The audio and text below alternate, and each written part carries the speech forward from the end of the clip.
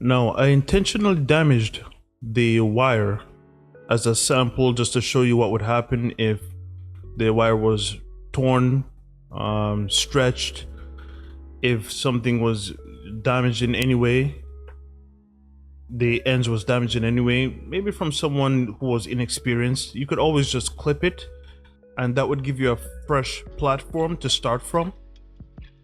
And I would use the stripper. I would go about 3 turns to remove the outer protective casing, exposing the wires.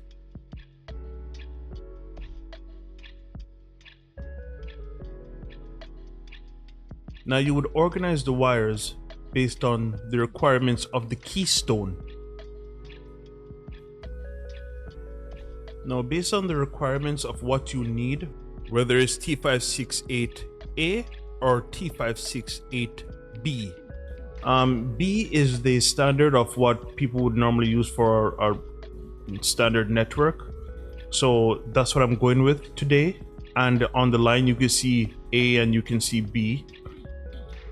So based on the one that you want, this is a Cat6. And I'll have a picture up for you right now. So it's color coded and coded by number. When you're organizing the wire mapping of your connector, you would normally see 1 to 8, and in this you'll see 1 2 5 4 8 7 3 6. You shouldn't be scared of that. That's completely okay. That's fine.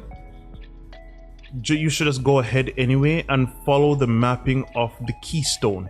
The pins will match up on the end and you won't have a problem.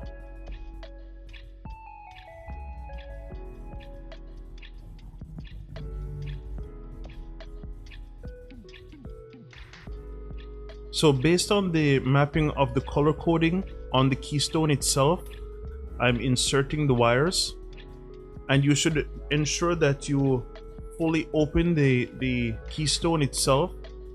Make sure that you completely open the keystone itself for easy access.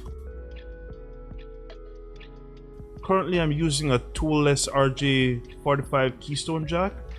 It doesn't require a punch down tool, and it's all done by hand, which I find far easier. I'm leaving it this long for an example for you to use and understand what I'm doing.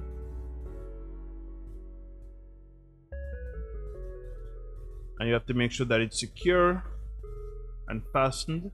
Everything is tight and nothing will be pulled out. Okay, now after mapping the keystone, we're going to clip the keystone into the faceplate. There's an area provided in the faceplate for the keystone to be clipped into. I'm showing you right now from the bottom, and then you're going to clip the top in.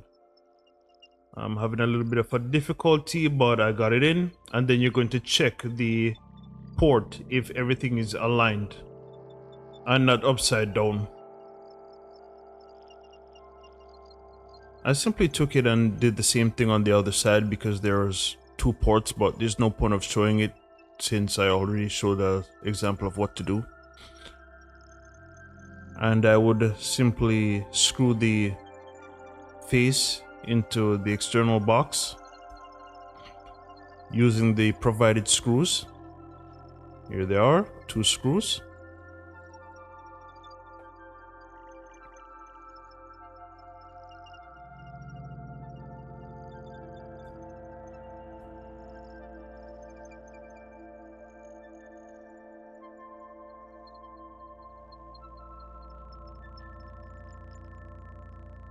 And there's a cover that came with it as well. Watch me fail completely on putting the cover on. Yep, did the same thing again twice. And just like that, smooth, no screws, nothing exposed except for the back. And this would simply be put up, screwed into the wall.